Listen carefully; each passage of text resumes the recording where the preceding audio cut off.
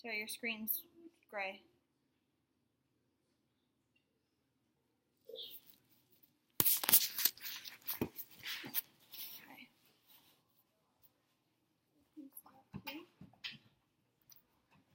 When you think about getting a shot as a patient, typically you might think you're the only one that's going to be getting poked.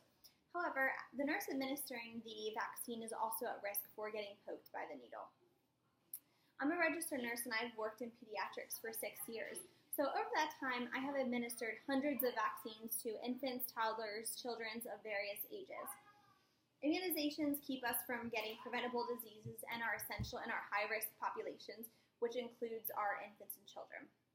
So over the next few minutes, I will be discussing a step-by-step process on how to safely administer a vaccine to an infant or toddler by preventing a needle stick or medication error. So the first step is going to be to gather your supplies and verify the order. So the supplies you're going to need are going to be your gloves, which I already have on, your needle, cotton ball, Band-Aid, alcohol swab. Once you have all those ready, then you're going to go ahead and verify the order. So you're going to pull a vial from the fridge and you're going to verify it against the order in the electronic record using the 6 rights of medication administration. So those are going to be your right patient, right dose, right route, right time, right medication, and right documentation. So once you have all those verified, you're going to go ahead and draw up your syringe. You have that. 440,000 people die every year because of a preventable medical error. And that is a statistic from the American Association of Justice. So once you have your vaccine in hand ready, you're going to be able to walk into the patient's room. So that's going to bring us to our next step, which is going to be presenting yourself to the patient and the parent. So lots of parents can have anxiety about their child getting a vaccine. It's going to make them cry. They're going to be upset. So parents do get concerned sometimes. So the best thing is to introduce yourself, explain what's going on. So for example, I'll say, hi, my name is Rachel. I'm going to be your nurse today, giving your child a hepatitis A vaccine. So it just kind of keeps them in the loop of what's going on and making them feel more comfortable. Another thing you want to tell the parents is how to hold the child. So you're going to want to have them hold their hands and kind of lean over them like that. Infants are at risk for moving around a lot when they are getting a vaccine, therefore kicking and can cause you to get a needle stick. So we want to teach them how to properly hold the child. So once they feel comfortable with that and how to do that, then you're going to go ahead and move on to your next step, which is going to be getting ready for the vaccine. So the next step is going to be clean the area and prepare for the injection.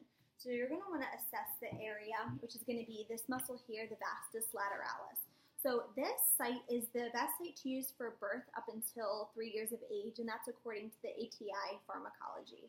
So you want to make sure it's free of any bruises, cuts, scrapes, anything like that. So once that's the area you know it's going to be good to use, you want to have all your supplies laid out for easy reach. You're going to go ahead and use your alcohol swab and clean the area there just like that. And then you're going to give the vaccine, you're going to safely place your wrist or forearm right over their knees to prevent any kicking. And the next step is going to be to, as soon as you are in a stable position where the child is safely restrained, oops, sorry, my computer, okay, where the child is safely restrained, you're going to move on to the next step to actually giving the vaccine. So that's going to take us to the next step, which is administration and activating the safety. So what you're going to do is hold the child here like this, and you're going to remove the cap and go ahead and use a darting motion at a 90-degree angle. So you're going to insert here, push the plunger, remove the needle. You're going to remove your arm and allow the parent to pick up the child. And you're going to activate this using a one-handed technique.